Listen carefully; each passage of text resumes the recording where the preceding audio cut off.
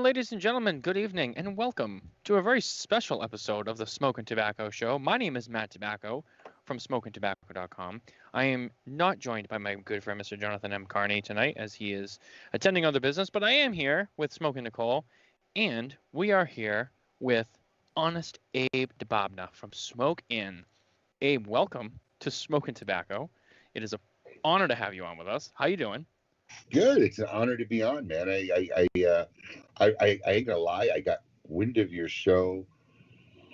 I don't know, maybe a couple months ago. Started watching it a little bit, and then I found out Coop was on. I thought, oh, it's kind of a good show, whatever. And I kind of asked, you think you think they'd be interested in having me on, and we started reaching out, and I'm glad you guys have me. I appreciate it. Yeah, no, this is awesome. I appreciate you guys checking us out, watching the show. I'm glad you like it. We try to have fun with it.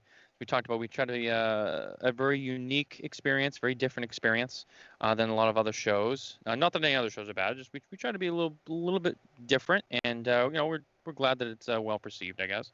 Last night we had Matt Booth on from Room 101, and it's funny because we got a lot of things to cover with you tonight, and I'm very excited about it. And nobody wants to get into it more than I do, but we have to start on a different topic because it's the only thing I've been able to think about all day because I knew you were coming on tonight, and I'm like, Abe's coming on, this is gonna be great. But there's also something else that we need to bring up because I think it caught myself, Nicole, and John Carney, and just I didn't even know what to say, but Matt had some very lovable words for you.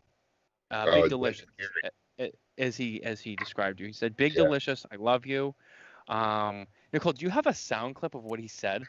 Yeah, so we're gonna play the sound clip for you. I'm sorry. Remember, this came from him. We had nothing to do with this, but I gotta play it. It's about 2 minutes long. I'm actually gonna play it through my phone because that's how we figured it out. But hold on here. Out there doing some events, and we'll be back here. You guys are back tomorrow, right, with Abe Dababneh for Smokin? Yep. For the Great Smoke? Yeah, we're going to talk about the Connoisseur Club and the Great Smoke with Abe tomorrow at 7 p.m. Big delicious. Yes. You know what you got to ask him? Ask him and do it smooth. Is he watching right now? Abe? No, but Kirk Kendall says he's offended. I'm not sure to what part that is, but Kirk Kendall's offended. Yeah, I don't. Kurt, what part are you offended at? Oh, that you're going to have Big Delicious on tonight. No, he said this before. He said that before. I think it's when we were cussing, but anyway. Oh. It might have been because I called you a cunning linguist. So Big Delicious is a dear friend of mine and has been for years, right? Okay. But I have this obsession with him. As I do with most of my friends, there's something about them that I tremendously appreciate. And I adore, like, there's this extra meat on his neck. Okay? Now, I cannot, there's going to be someday that I can no longer control myself, all right? Like a hyena, I want to mount him, and I want to immediately begin to gnaw on this beef. And not in a way that breaks the flesh, I would never, but just so it's very taut in between my little teeth, and just kind of methodically chew like this, and I can't get over it. And I've expressed this to him several times, because I like to be honest with my friends. I talked to my wife about this, and I said, Boo, what do you think this is? Because she's a psychotherapist, And she said, well, what you're describing is the fact that you obviously love him very much, and you consider him not only to be a friend, but his presence so comforting that like a young newborn baby that would teethe itself on something, you literally want to teethe yourself on him. And I said, oh my God, that's what it is. I love him that much. So you should bring that up in a creative way and talk about what I'm going to do is I'm actually going to make a soundbite of that. So that is what we were told last night about you. Yeah. If you saw me when he started saying something, I reached for the back of my head because, sadly enough, I've heard him say that before. Yeah. I just have to ask you, like, when is the response? There's no response from that. That's what we said. I don't even know what to say. Yeah. I'm gonna send him one of the Abe challenge coins because it actually has the little meat bumps on the back of the coin. Maybe that'll suffice for him. He'll be licking it. He is one funny guy. You know, we used to have a segment on KMA, like kind of like the Jack Handy segment from Saturday Night Live, where he'd read some kind of obscure poetry. Yeah, And yeah. yeah, we used to do that on KMA for a while, and it started getting a little too far out there. But yeah, Matt, I got nothing but love for Matt. Matt's a great guy. We both came up in the industry, and working on Big Delicious with him, which is one of our micro blends, probably one of our funnest micro blends. I think it's the only cigar that had its own cartoon strip, or at least the first one that did. I think the cartoon strip still exists out there on Room 101 BigDelicious.com. I think that website's still live from the original launch in Big Delicious. That had to be 20. It's in the first 10. Yeah, I mean, it had to be maybe 6 years ago, 7 years ago. Yeah. But I think the website Room 101 BigDelicious.com is still there, and there was actually a cartoon character. That's where eventually my avatar got developed from. The avatar that I use is Honest Abe.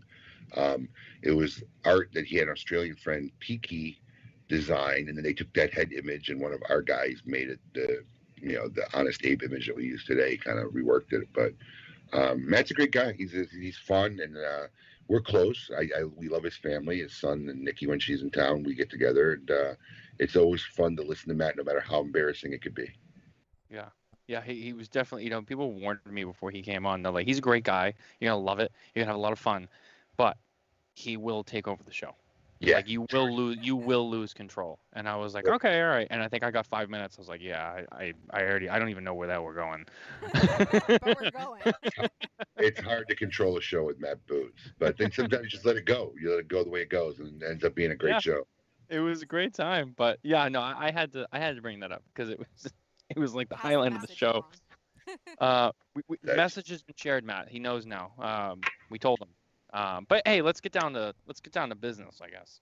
So Abe, Smokin, that's your shop. You have the Great Smoke event, which you normally do. It's an in-person event, but with the state of the world obviously being where it is, you've decided to create this event and make it virtual.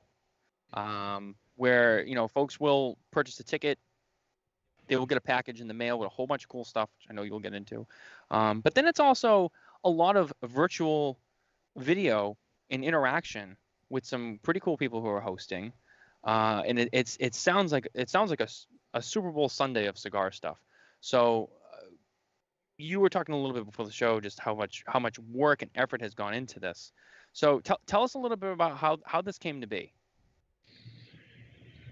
We were, I always like to try to give some new information because I know that a lot of people have now kind of watched me do the circuit. But I mean, we were the last major event of 2020, right? So I mean, literally, like we had just had the Great Smoke, one of our best and biggest ones ever, and then the world shut down, and never did we in a million years even think that we'd have to contemplate about what we were going to do in 2021, and then as things didn't open up and it looked imminent, like things kept getting canceled. We had to make a hard decision in I think it was like roughly July or August, which way we were going to go. So, I like to do these think tank stuff.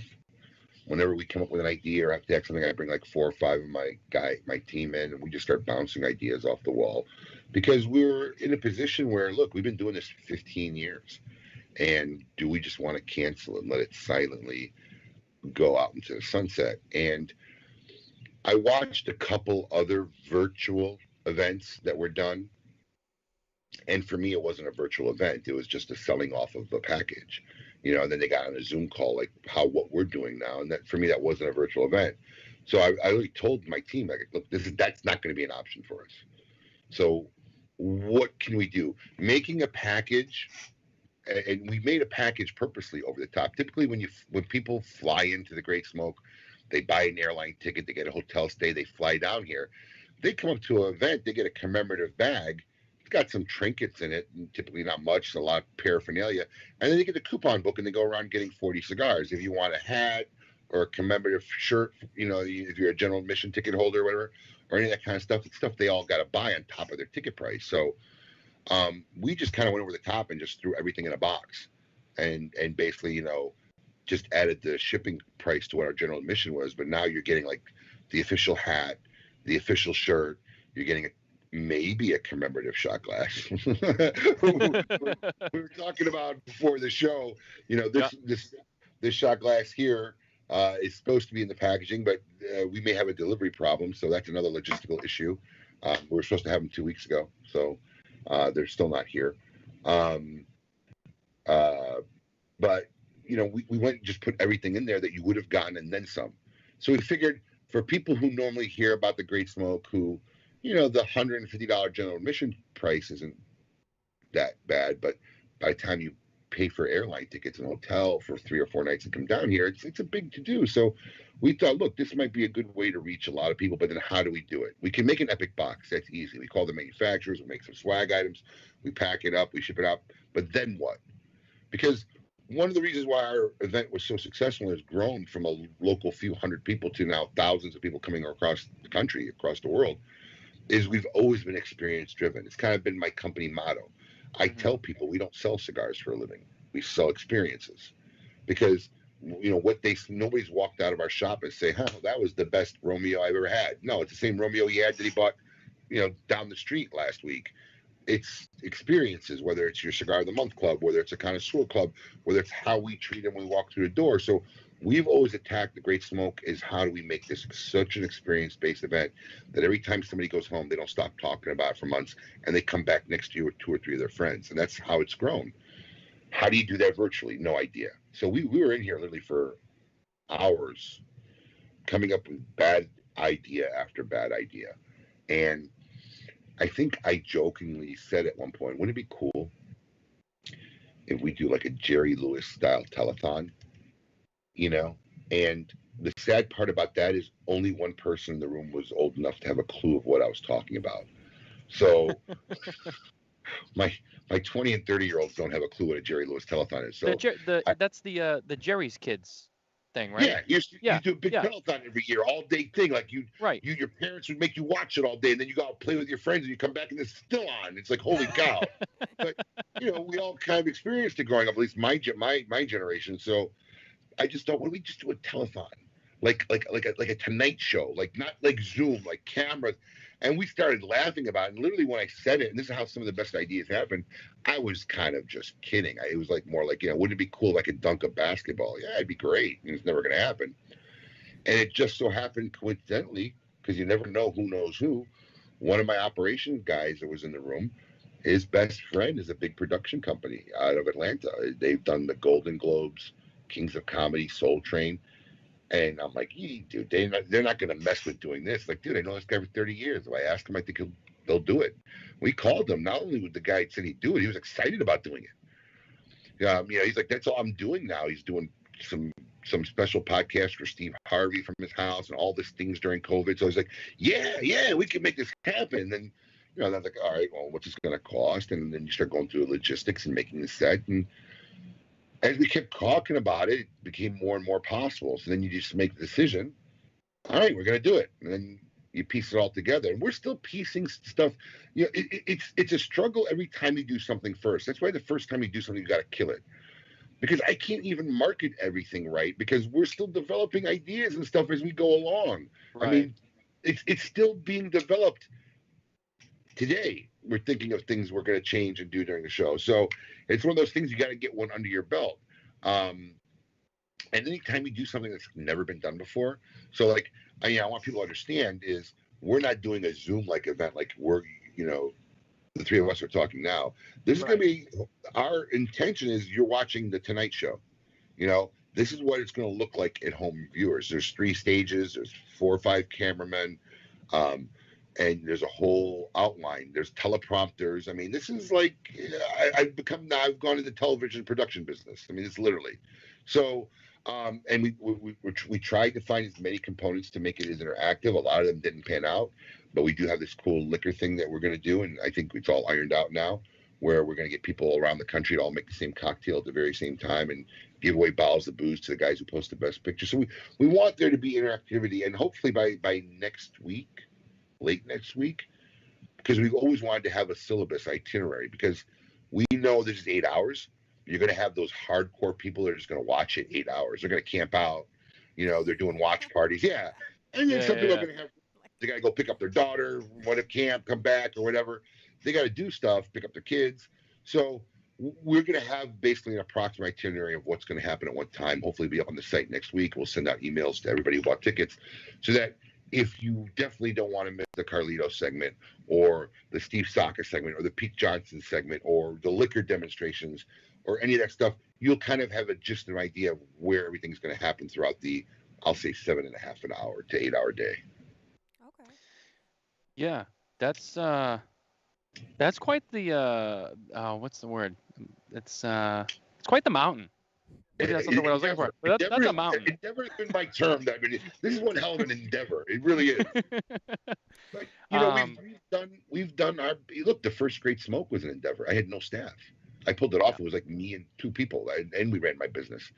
So we kind of work best in doing this, and I'm blessed. I got a hardcore team that really devotes themselves as much as I do, and we're all pumping to make this. Look, this is the way I see it. This is, and we're talking about this with Nicole. This is either going to be like a historic, monumental, industry marking event, or it's going to be an epic, colossal failure. I don't see an in-between point anywhere. I'm paying, we got generators in case the electricity goes out, the whole power grid. I mean, we're trying to think of every plausible scenario. But that's why we kind of just wanted to make sure that no matter what, anybody who bought that party in a box and got like that $450 worth of stuff there, that alone should make everybody in the world happy. And then hopefully we could wrap that into another epic experience with this broadcast event.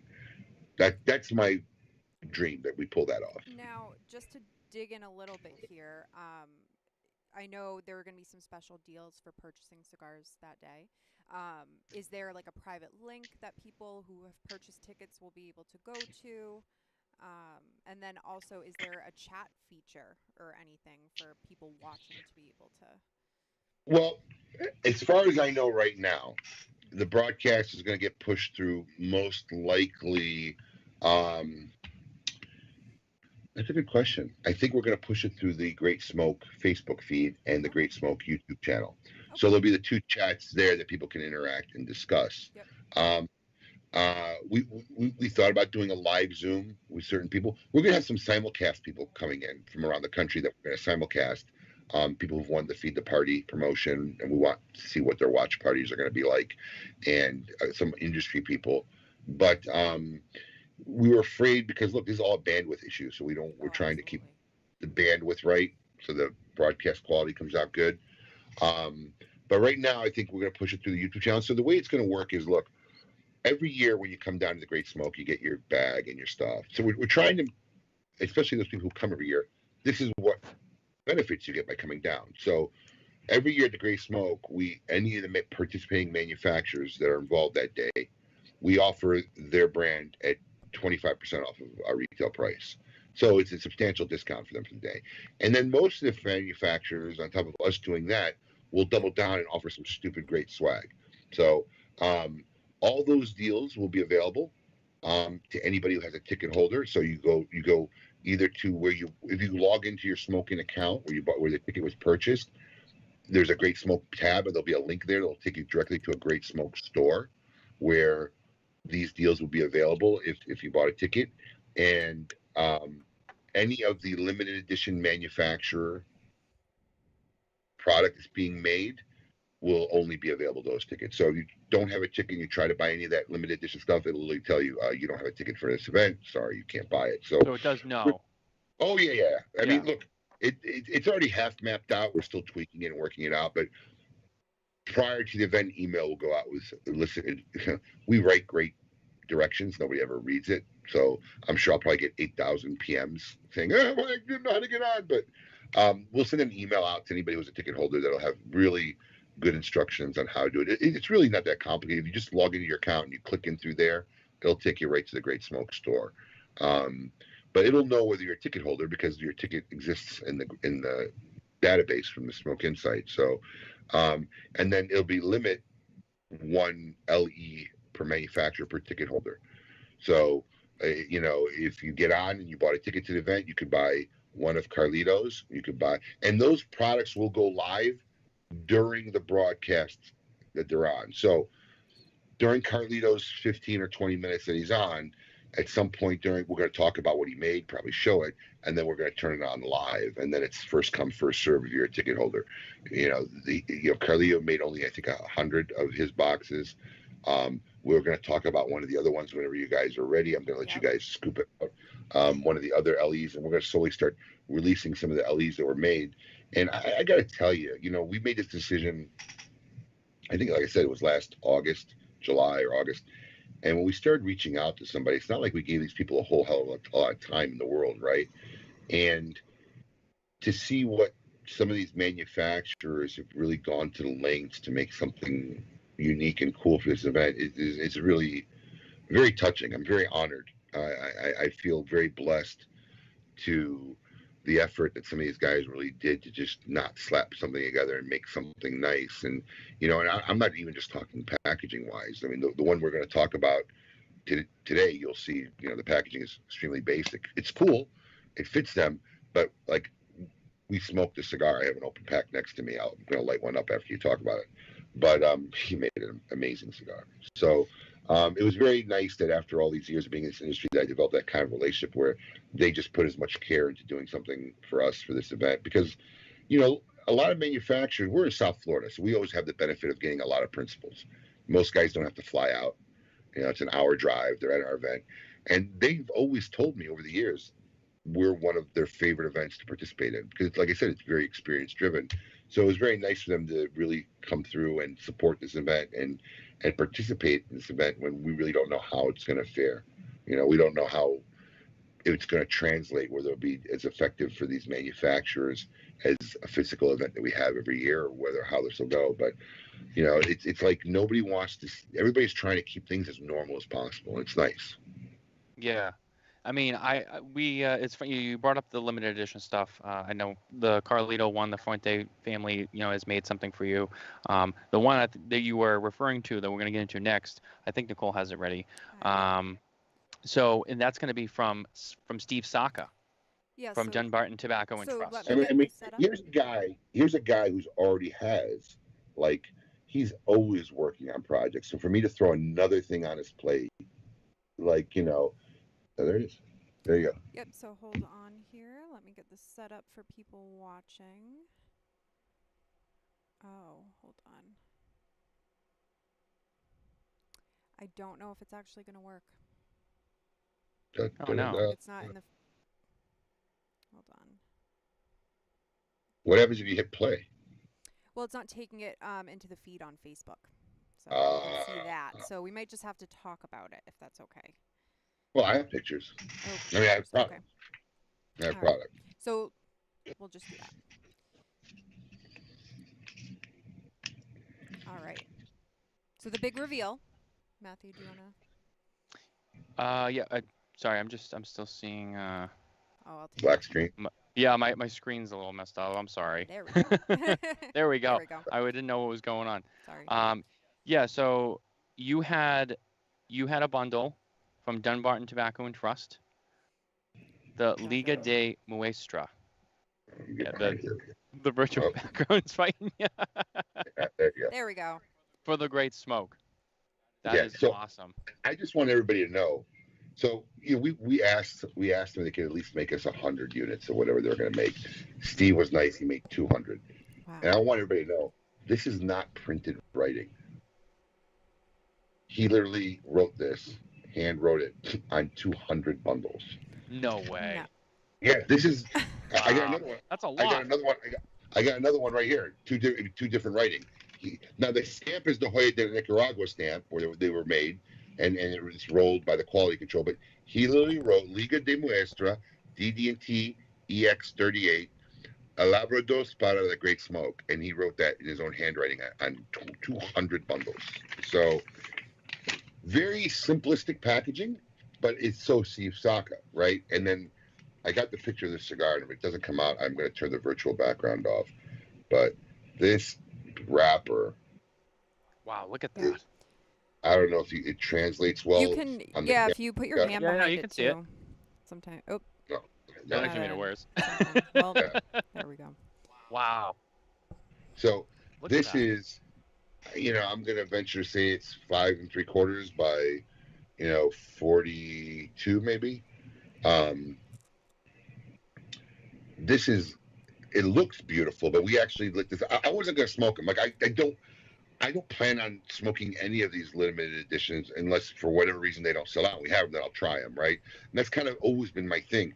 I've had a lot of times where some of our good patrons will order something from me, and then they'll say, "What did you think?" And it's always when something's like really hot. So like when Brule Blue came out, right? Like we ordered 100 boxes from Steve. I was one of the first companies to order them, literally. As soon as I heard about it, I put myself down for 100. And I think he shipped me like 30 to start. Like, So somebody said, "What do you think?" I said, "I don't know. I'm not. I may not try it for another 5 6 months because I won't try it on this run." And like I have a couple of customers who do this to me. They say, "Open my box, take one, and then ship it to me." And I'll always replace it with something from my humidor. So like I don't plan on trying any of these cigars unless for whatever reason they don't sell out and they're around. So when Steve overnighted me these so we can make a marketing promo piece, and that was the video that Nicole was trying to play for you, which is on our Smokin social page. So we have a private Facebook page for our company. So if you want to see the video, just look us up on Smokin Social on Facebook. It's a private group. All you got to answer is 3 simple questions, and you'll be able to see the video. It exists there. Which they should be a part of anyway, if they're a Yes. Smokin fan. So Yeah, Yeah. join we the like to group. give our fans we like to give our fans a little sneak peeks and early things at stuff, and then we're probably going to post this in the next day or so. But he overnighted me 2 of these bundles just so we could start on the marketing. So he texted me, he's like, "Well, what did you think?" I said, "What do you mean, what I think?" He's like, "Did you like it?" I said, "I didn't smoke it." He's like, "Try one." I said, "I'm not trying one. I want to make sure everybody can get one first." He's like, "Listen, I sent you those 2 from me. Your 200's on the way. You smoked those," and they're like, "Okay, don't twist my arm." We cracked it open like right away, and a couple of my guys and I had one yesterday. I'm going to light one up now. Um, I think the cigar is going to cause a lot of waves, which Steve does on his own, but Now he's lighting it up. he may correct me at some point. But just to show you the insanity of Steve Saka is the way I understood it. He's been very busy. Mhm. So he hasn't told me the whole breakdown of what this cigar is yet. He was supposed to send it to me a couple of days ago, and as you guys know, he's busy making meatballs right now. Yep. So this Stay tuned for that tomorrow. 38, yeah, this 38 at the end, from what I understand, if I understood him right, is the 38th rendition of this blend he's been working on. Which isn't that what he did with Liga Privada? The number 9 was the number 9 blend. Yeah, they might have done 12. This guy's working on the 38th rendition of a blend. Who does that? That's the insanity that is Steve Saka. I can see that.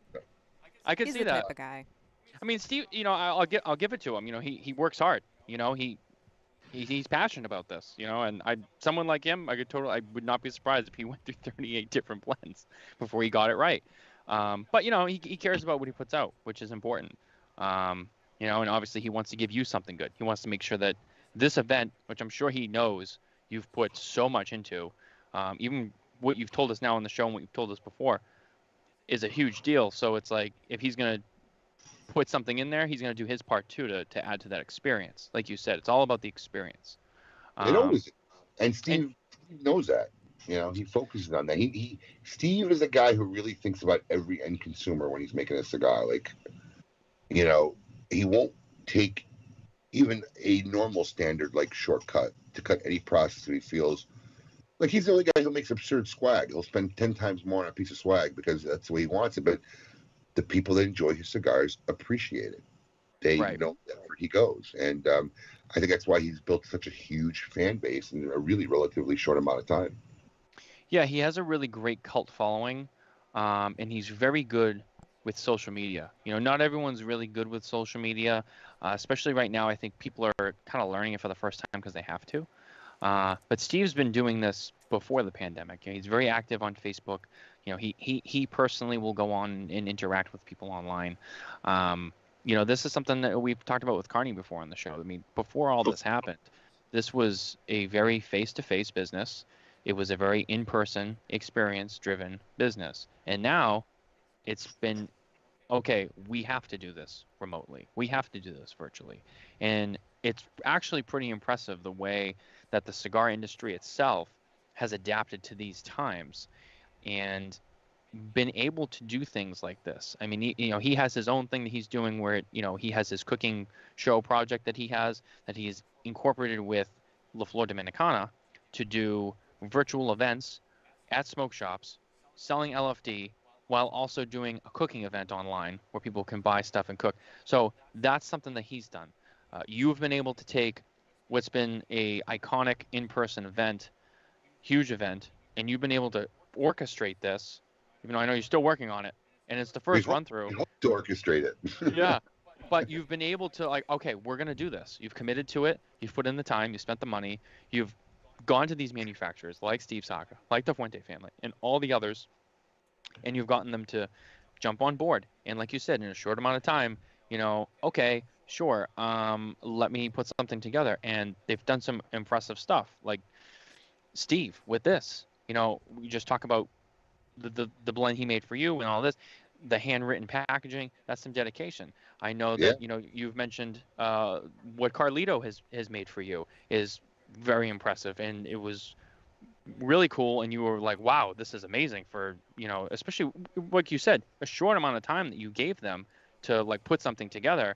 They gave you something magical, and it's like, wow, and it exceeds your expectations, which is fantastic. That these people will obviously go and step up and give you something legendary, not only for you, but for your customers and your fans and everyone who's involved in this.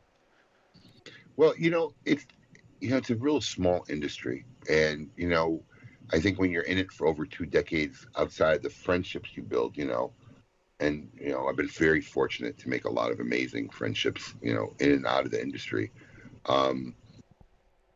I think they appreciate what we've done in the industry and what we've been able to provide as a company, as an organization, to the lifestyle, to the industry. Times I've served on boards and whatnot, and I think they're all appreciative of that. And I think that's when it's one of these things that's interesting when people kind of need help.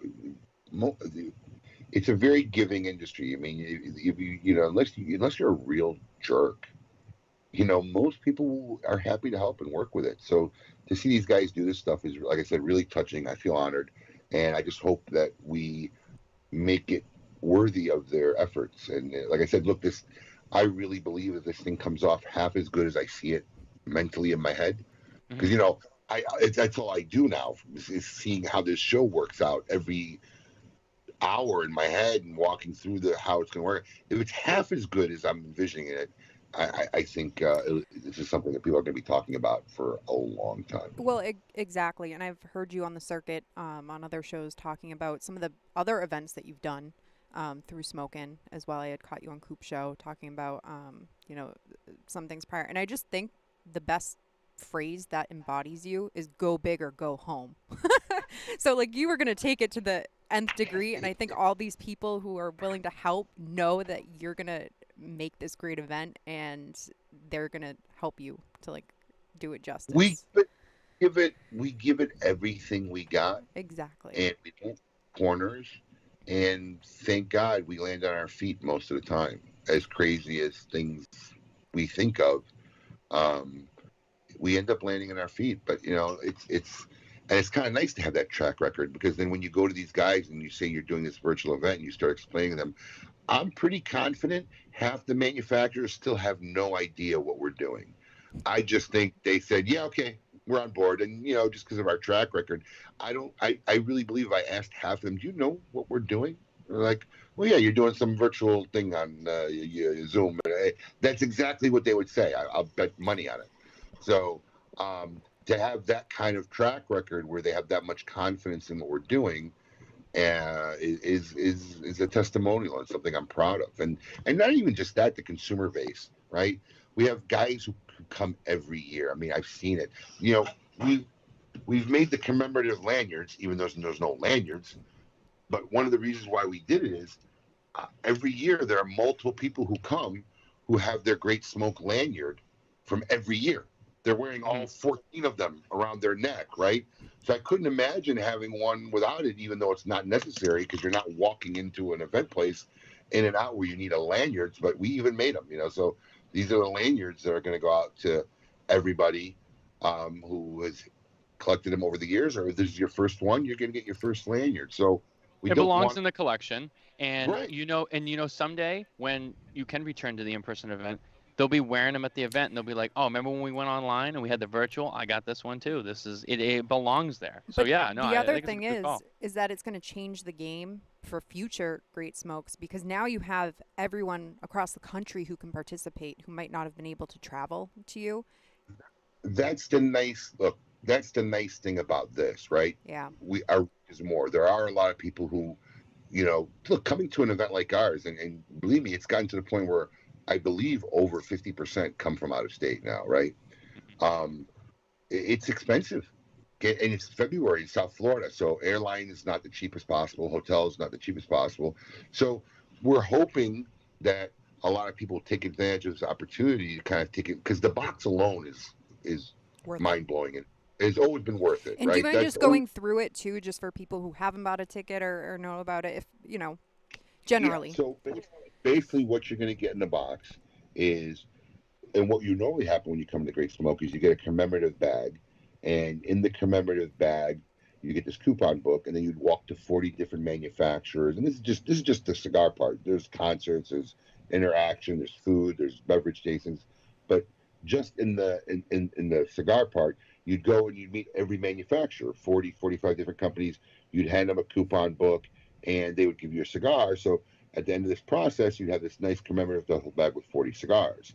So we're sending you the 40 cigars, and if you go to the website, thegreatsmoke.com, we list them, because if there's one thing we're proud of, is there 40 legitimate premium cigars. There's not one Smokin house brand in there. There's not one bundle brand in there.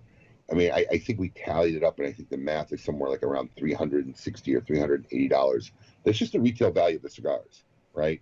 So then on top of that, we're giving you a beautiful, like one of those Pelican cases, a 30 cigar count travel case. You know, the retail on those I think are like 40 or $50, but it's a TGS branded one, so you're getting a commemorative of that. Altadis has helped co-sponsor these cool things called cigar band banks.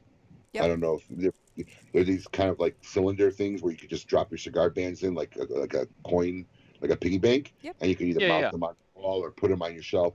So that's coming in there. We got the commemorative shot glass, the lanyard, and of course the official hat and shirt, which normally as a patron you'd have to buy. So we got these beautiful hats, and I'd be showing this stuff, but people don't understand the logistics of shipping out 1,500 plus boxes of something like this. We actually had to use a manufacturer's warehouse in Miami because there's pallets and pallets and pallets of this stuff. Our warehouse isn't even open yet, and there's more pallets than there is in all the square footage of our headquarters here. So the hats were shipped directly there, and the shirts are being currently made. So you're going to get your shirt in your size. So the value is ridiculous. So that's the party in the box of what you get, as if you came down to the event, but actually better, because had you normally come down to the event, you wouldn't get all that stuff. You get the bag and the ticket book and the cigars, and you go around and get your cigars. So we're hoping to reach a lot more people, but I've been seeing it online. A lot of these are guys who have come here regularly who have no idea what this is going to be, but yet they're still like they're going to be involved. Which, if you've never experienced a Great Smoke and this is your first one, for you it's going to be an epic experience. But if you've come last year, and I don't know if you guys have ever been there, if you come last year, it's very hard to take a physical experience and the energy of 2,000 to 3,000 people in an area and try to translate that through a TV broadcast. And we're going to do our best to do it. And it's better than not having nothing at all. But We want it to be entertaining. There's no segment that's going to be more than 15 or 20 minutes. This is going to be a constantly changing, whether it's going to go from interview to a product, showing to entertainment to a simulcast from somebody from another part of the country to people throwing watch parties back to this. So we hope that it doesn't get boring at any given point. 7 hours plus of broadcasting, that's, I think, something that only William Cooper can specialize in, but, we're going to try to really make it something that's interactive and exciting as much as we can. So I had a quick question for you. So you were talking a little bit about the special edition stuff. So like the Fuentes, Sacas, maybe. How many of those are all the manufacturers involved doing something? Only 6. Only 6. Okay. Yeah. So there'll be 6 special edition. We have Carlito Fuente. We have Steve Saka. I don't know if you can see that ash, but this cigar is just, yeah, that's a nice ash. This is just amazing. So we have Pete Johnson, Terrence Riley, Aganor Salif, Nick Perdomo, and Rocky Patel. Wow. And because they made something, they're actually going to be in studio to be part of the broadcast for a little segment, introducing the product, talking about it, asking a few questions, and then they'll get to linger with we're going to have a live audience of about 50 people, because for me, that's part of it too, right? I think having a live audience there is part of the experience of doing this type of a broadcast. So it'll be interesting. Yeah, I'm really excited to just see how it all unfolds, like the broadcast itself, watching from home and watching it all play out, and just kind of, and I like how you said, you're going to keep the segments, I don't want to use the word short, but like 15, 20 minutes or so. You're not going to have it like an hour interview. Then, now we're going to the next hour interview. You're chopping it up. Switching. It's easy to follow along. It keeps it moving, doesn't get dried out, and then you lose interest, and then, someone walks away. I'll come back, and they forget about it. Trying to keep people engaged, I think, is also a huge part of whenever you do anything like this, whether it's even like this show. It's keeping people engaged in it, especially when you're selling tickets to it and all of that. I think that's a huge part of this. I think that's a good strategy. I lost sound.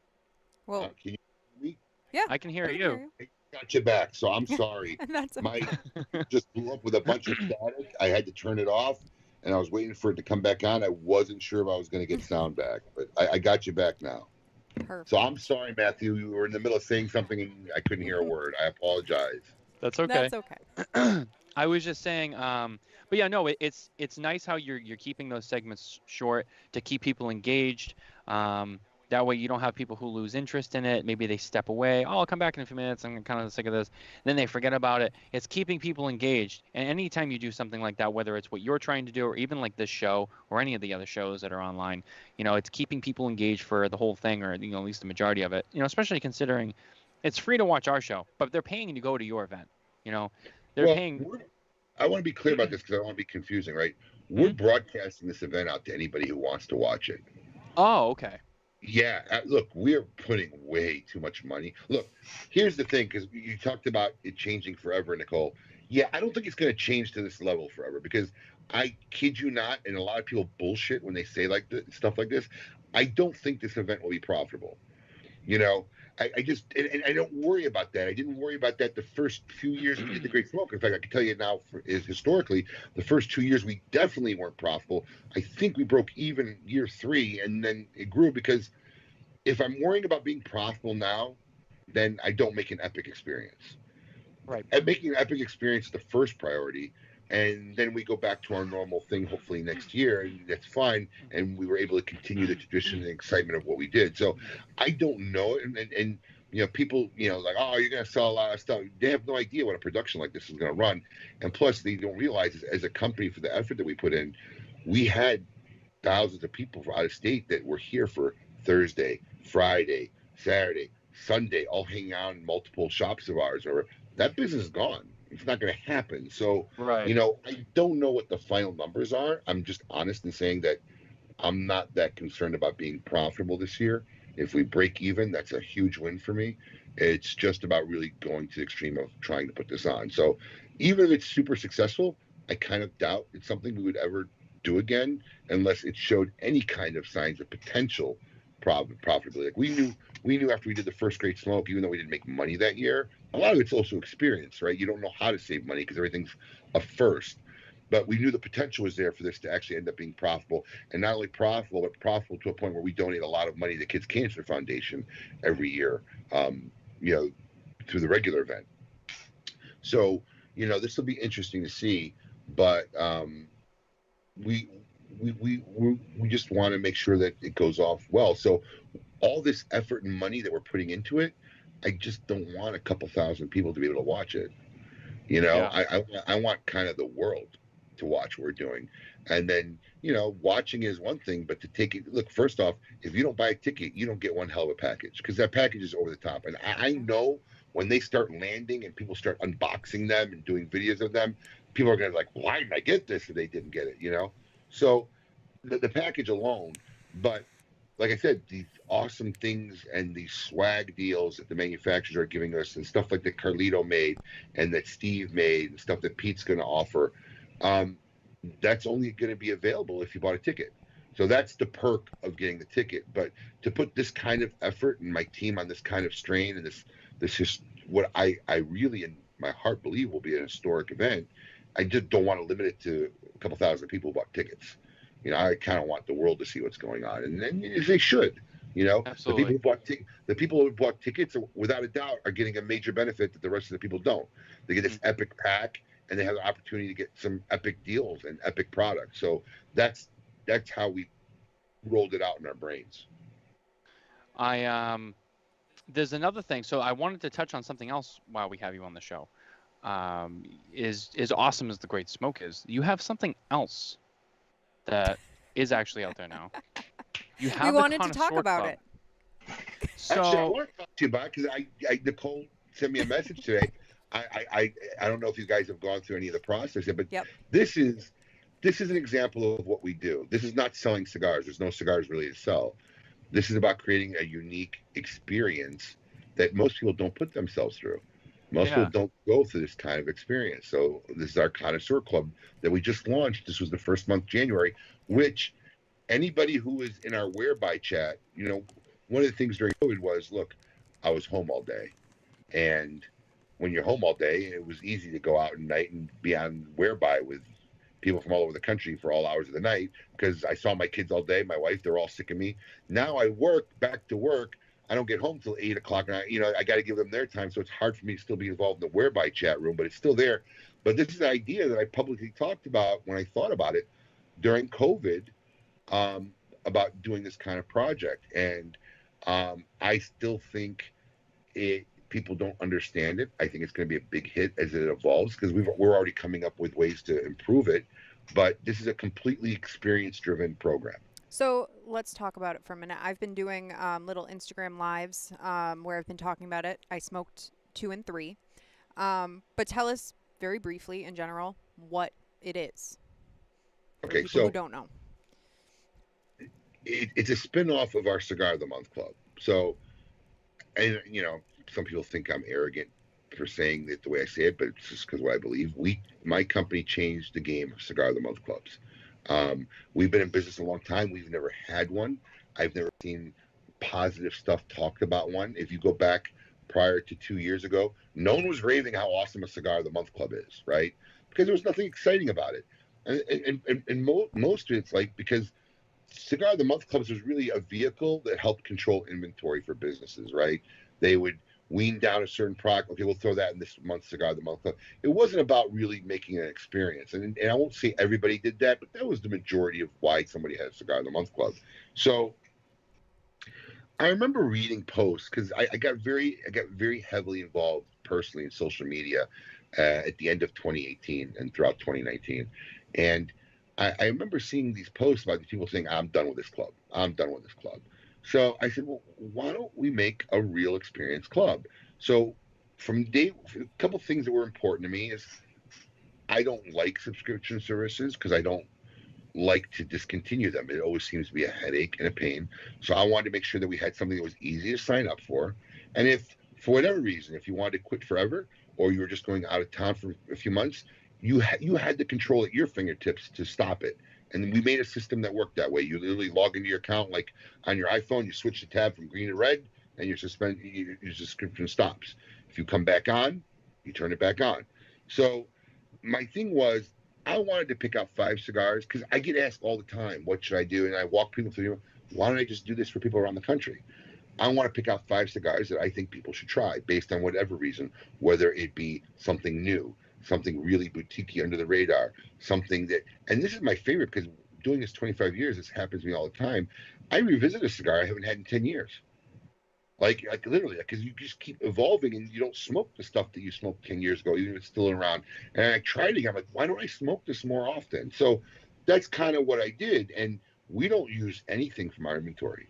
After I make my selections, we go out to the manufacturers and say, look, we'd like to have your cigar of the month club. And we bring them in. In fact, I don't think I have enough cigars of any SKU at any given moment to get one to use in any 1 month for a cigar of the month club at this point now. So, and then we build today, we ship today. So the billing for the cigar month club is on the 28th every month. Those packages get out my door at 28th every month. Even one time, the USPS guy came with a mini truck, and we're like, dude, you're not even going to get like half of this in there. What are you doing? Well, I'll come back tomorrow. I'm like, no, that's unacceptable.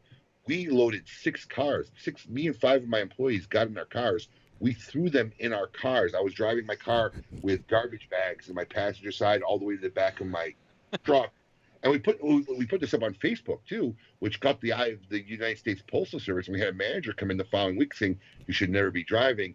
And they took us out of our Boynton branch and made the hub our stop now, which helped out a lot. But it kind of made a little wave when I posted on there because I'm showing this caravan of employees following this postal truck back to the behind the U.S. Postal Service, and they're like freaking out. They're like, what are all these people? And we just start unloading bags out of our cars, and we got them all out the same day. So it's very important for us to build today, ship today, although we're not going to ship on Saturdays anymore, because the Saturday driver we feel kind of sucks, and the weekend crew, because that's the C-list team. Let me tell you something. He is so B team, if not C team. All right. This guy doesn't show up some Saturdays just for our regular pickups, drives us nuts. Our weekly guy, hardcore guy, I love him. Cigar guy, goes out of his way. If we need extra carriages, he'll stop out of his way. But this weekend guy, he's a space cadet. And there was 1 month where we had more problems with Cigar of the Month getting on time and getting anywhere right. And it could be coincidence, but that was a day where the billing date ended up on a Saturday. And it was a Saturday pickup. So I'm suspect of the weekend crew at the United States Postal Service, but it was a great club and it took off. What we did, the experience, the essence of what we were trying to create resonated with people, and we took off, and we became now like really one of the most popular cigar clubs out there. And not just that we're popular, that we're out there. Our fans are hardcore fans of our cigar club. Right? They're proud of being members. We at 12 months, without even telling anybody, we sent patches, 12-month member patches. They didn't even know they were getting them, and they just got them. And if you stayed in the club for 12 months straight, you get a 12-month member patch. And we got something planned for 24 and 36, because once again, look, my employees pay cost for cigars. I don't need to profit on my employees because I want them to be educated and try new things, and it shouldn't have to cost them extra money. That's kind of how I look at our Cigar of the Month Club. Some Cigar of the Month clubs will let you have 20 subscriptions. They don't care. We limit you to 1 because our Cigar of the Month Club isn't about getting you cigars cheaply.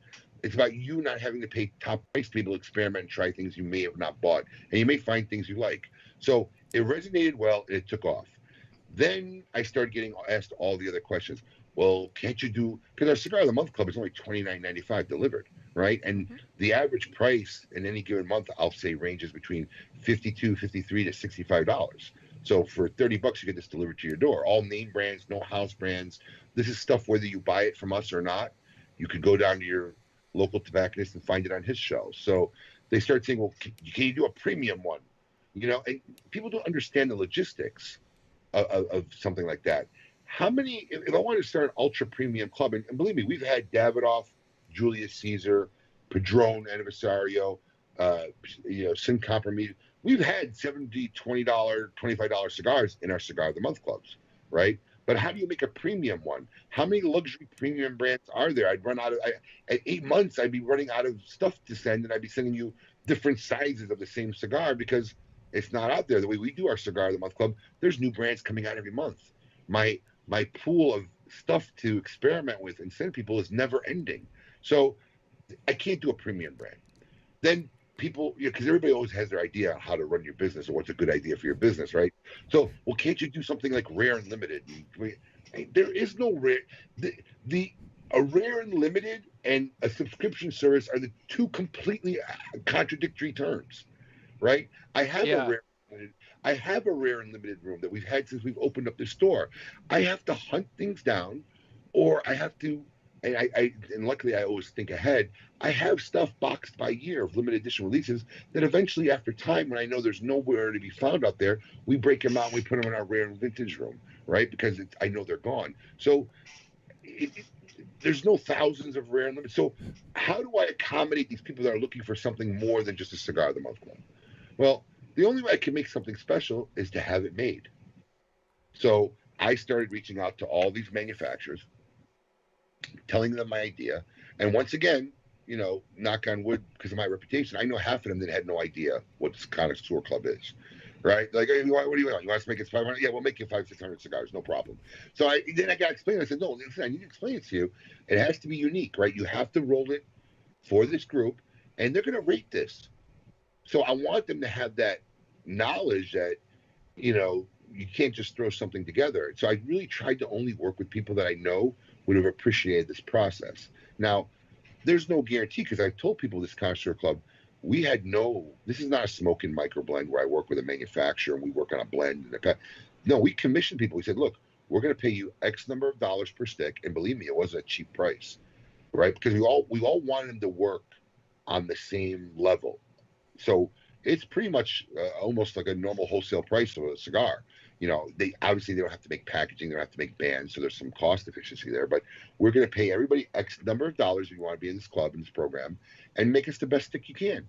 And we're going to get you 500 people who will smoke it blind, and we'll see what happens. So this is what this is, the connoisseur experience. So Nicole, you had it. You get this bag.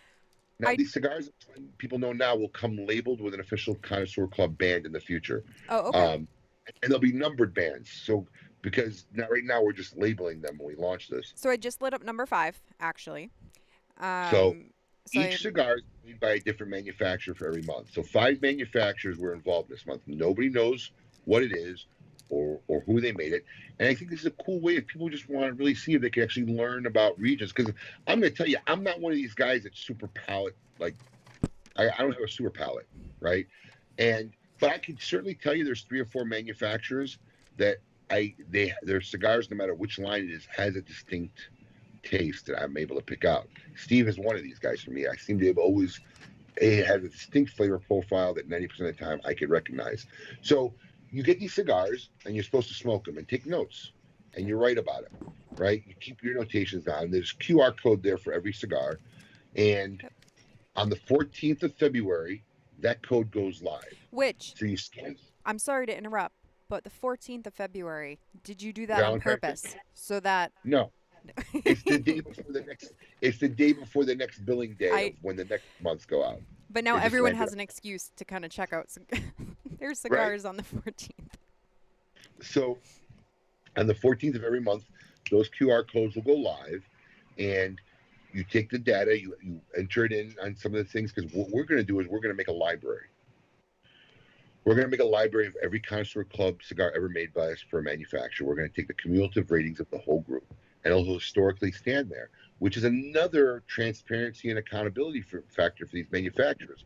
Because I promise you, once they get gist that this library exists, and they're going to see the cigar they made next to this guy's cigar, next to this, no one's going to want to have the lowest rated cigar in there. So that'll keep the spirit of competition where it says, oh no, that'll keep them in check to want to make something always special. I like that part about it. So after you enter in all your data, then the reveal happens. The cigar will come up. It'll tell you who made it, what's in it, what regions is the tobacco from. But more importantly there'll be a video for the manufacturers themselves. That's how much I want this to be transparent and real of what inspired them to make that cigar and why it went in there. So it's going to be a cool process. the and just watching the interaction that we have online of how certain people loved a certain cigar, certain people didn't love a certain cigar, and I think it's going to be crazy when people look. You cannot not be biased. Look, in a perfect world, I wish kind of nobody talked about it, right?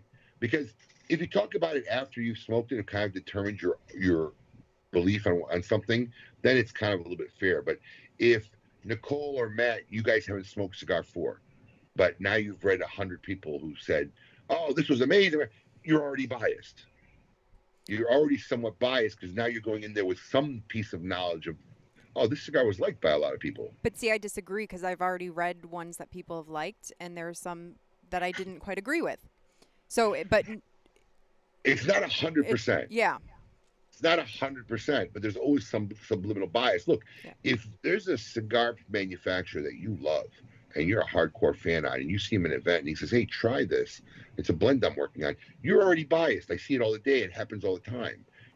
So to have this like really blind tasting will be interesting because I know there's going to be cigars that people say, "I never liked anything they make," and they're going to get blown away by it, and vice versa. Because the other cool thing this does for manufacturers, because I already had a talk with them, it's really giving them an outlet to be a little experimental. Mm-hmm. They're not making a brand. They're not worried about public perception or whatever. So sometimes look, all these manufacturers have blends they got sitting around. I mean, look at Steve, rendition 38, right? Yeah. They got blends they sit around, but they're not confident enough where they're not, do we put this in public? No, let's tweak it some more, whatever. And some of that stuff is great stuff. But, they don't. So this is a great way for them to get a little bit creative and maybe outside their normal comfort zone and work and making blends that they may never have felt comfortable putting out. Look at the burn on that. I know. So you brought up something very interesting, and I think it's very, very important, and it's very special too. You said how like some people would normally look at a brand and be like, "Oh, I don't like that stuff," or whatever. You're going through a pack. You don't know what you're smoking. You don't know who made it. You don't know what it is. You're just trying a unbanded cigar, blind tasting it. You don't know what it is. And I think it's cool because I feel like there's kind of this thing where someone may try one or two cigars from brand A, right? And brand A, I didn't like those two cigars. They write off brand A completely. Nope, screw them. Screw them. I'm not buying their crap anymore. And now you go into the Connoisseur Club and you're going to smoke a cigar and maybe you find something like, "Oh my God, that was insane. I love that." Oh, guess what? It's brand A that you wrote off. And I think it's a great way, even when people find out who made what and they find the stuff that they did like, it can get them to revisit these brands again. So I think that in a way, it's good for these manufacturers because you might be able to get not only new customer base, but you could maybe win back some people who had already written you off. So not only is it good for you, these manufacturers should see this could be a good selling platform for them. So listen, it was one of my selling points when I started this project, right? Because I've been very good at working with people and putting things together because I always try to see what's the value to the other person involved. So I'm looking at myself at the manufacturer side. No manufacturer cares about making me 600, 700, 800, 1,000 cigars, right? I mean, that's like a nothing job for them. So what's the value? Well, there's two values, and whether they're a manufacturer, they take care of it or they take advantage of it or not is on them. But one, like you said, look, there's no downside to it. If someone's already written your company off or never tried your brand and they try something epic, and they say this is fantastic, and they find out, they'll investigate now maybe and try some of your other things. On the other side is if somebody's a big fan and they tried your blend that you made for this club and they didn't like it, it won't deter them from the cigars they already love. So there's really no downside to it. So there's a little bit of upside. Then the other fact is that since we're collecting some data from a real blind tasting, if these guys ever wanted to think about making a blend and use this group as the test market for them, it'd be smarter of them to do so. Now, whether they do or they don't, or they're that forward thinking, that's on them. But I'll tell you what, and this wasn't originally thought on my end. This is just as any idea works, you evolve and you say, okay, well, this is a good idea. We should do this. So, I mean, I'm just going to tell you right now, we have these micro blends that we've been doing since 2010 with these manufacturers, all of them extremely successful. If we 500 people say, wow, this cigar was over the top epic, I would buy boxes of this. And the manufacturer has no plans on doing anything with that blend, I totally see that becoming a smoking microblend. Yeah. Because we, at that point we would name it, package it, and maybe even say this was number 3 from X month's cigar of the month, the Connoisseur Club. But if there's 500 people who fall in love with something and they can't get more, and there's nothing from stopping me from saying, well, let's make this a biker blend. We'll do a run of 500 boxes. We'll throw it out there, and everybody can get their kick. So, there is spin-offs of this, but the original concept of why this started was to truly create something that would be unique, something that you can't buy. None of these cigars that anybody got this month, they can go out and find, they can go buy, because that's not what it's about. It's about, try this, see if you like it, let's review it, let's take the data, and let's look at the data when it's done. And let's see how things rate and how things spread. And let's see if we can break down these barriers, like you said, when people already psychologically have turned something off, justified or not justified. So, This ash expanding, is solid. Sorry. look at that. It's amazing. What number was that? This is number 5, and it is like perfect. It's not gonna crack. I can already tell. I can smoke it even at least halfway without it cracking. But I don't have my Connoisseur Club yet, but I just tried that in between there, and I don't want to give it away, but it's interesting. I'll use the word interesting because I don't want to say too much. This is my favorite so far. I don't want to lie, because this is how unique people's palates are. I tried all 5 when they came in, and I was freakishly concerned about one, because for me, I didn't like it. I didn't like it. I was very paranoid that people would be upset when they got her. And I'm just going to tell you, I've seen hundreds, almost 100 posts of people who thought that was a great cigar. So here I am. I'm literally freaking out. I'm like, oh my God, what's going to happen? These guys are going to smoke this.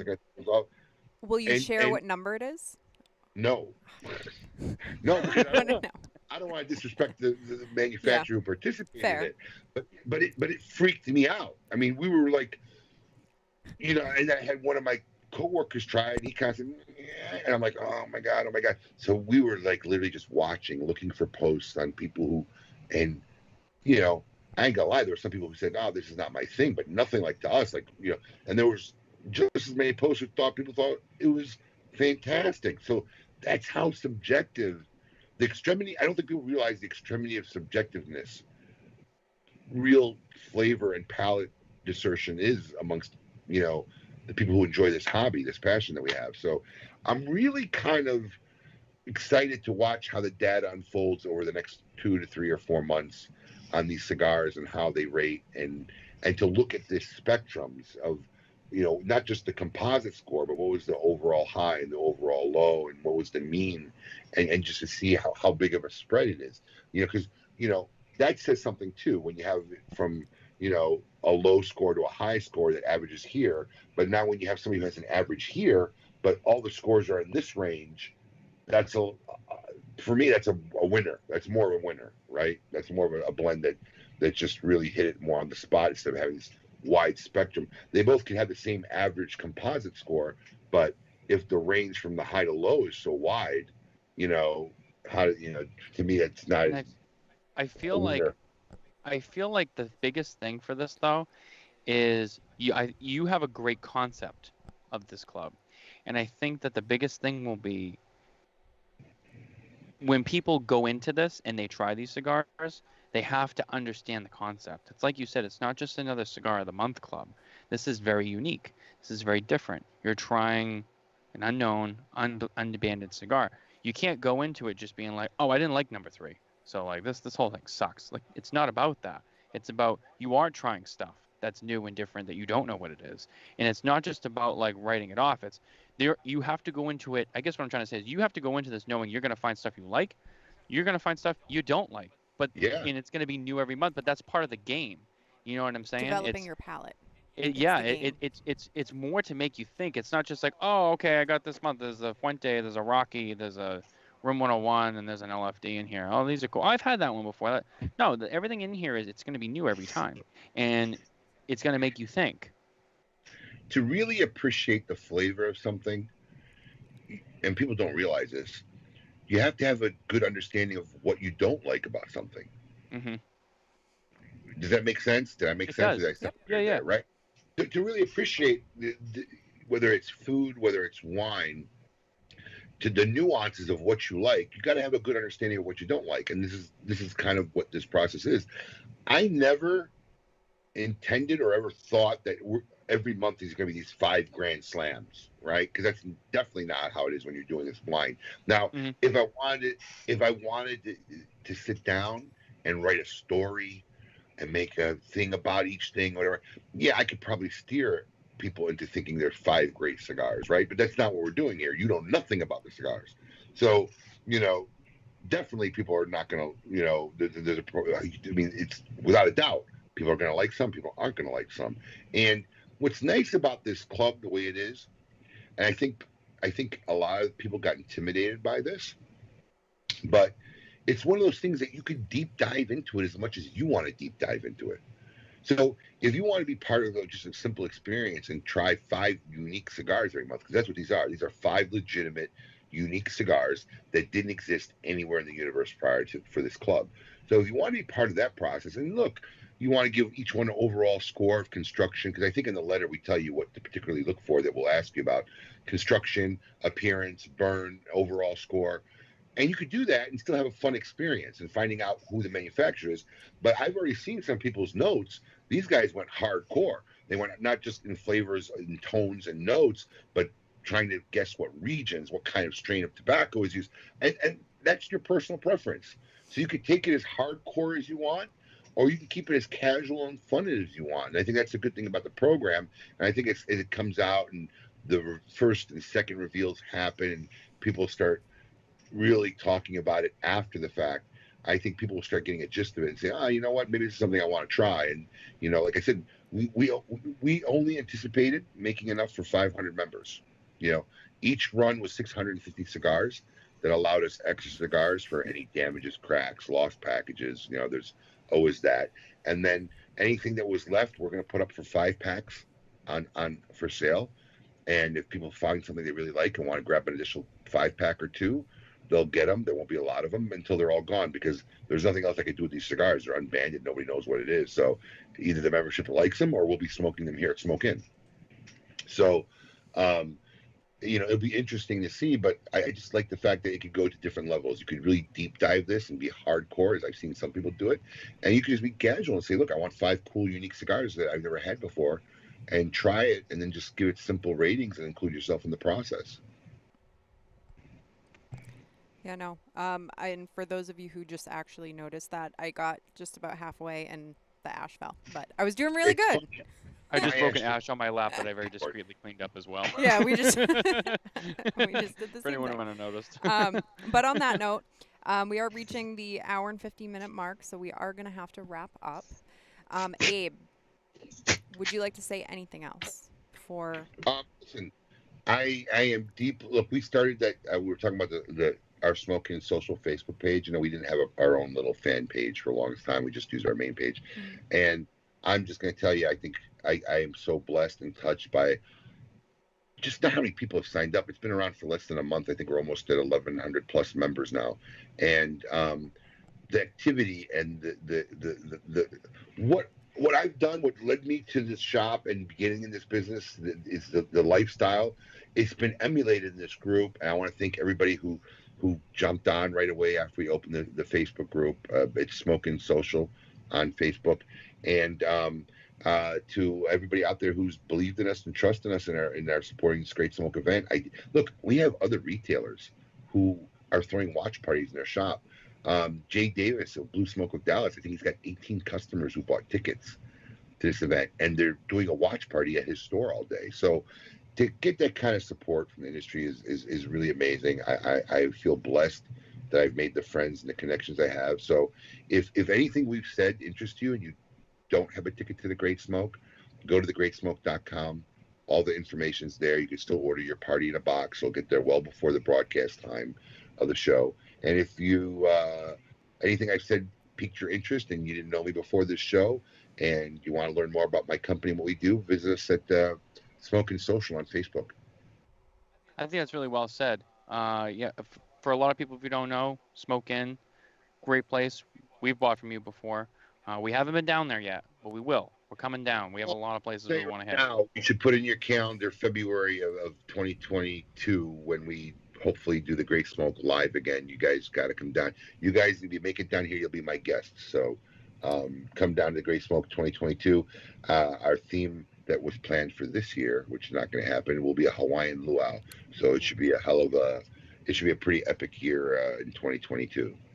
We're really excited. Yeah, thank you. Yeah, we'd love to come down. We've been saying like this whole time. There's so many places we got to get to. We can travel again and go and do cigar stuff.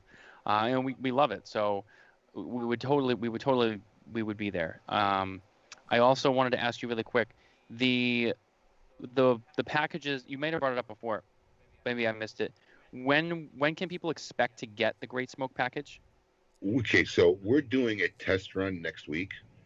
We're going down to the warehouse in Miami with a team of 12 to physically see. Like, we got Cigar of the Month down to now a science. Like, literally, we pretty much get them done in one day. But this is something we've never done before, and it's a lot of other parts. So we're going down with a team tomorrow to test run next week, to test run one day, see actually how many boxes we can make and ship out in one day, get it ready. And if the timeline works, we have a team skewed to go down the 8th of February, and they'll start going out the 8th, the 9th, the 10th, the 11th, and 12th. By the 12th, we hope to have everybody who's already placed a ticket order to go out. We should give them 6 days. It's going to go out UPS, not USPS.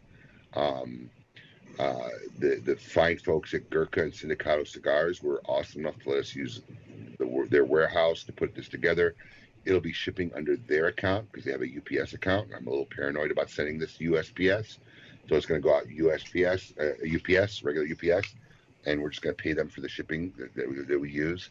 And so you should start seeing them landing literally the week of the 8th and into the next few days into the week going up into the broadcast that Saturday.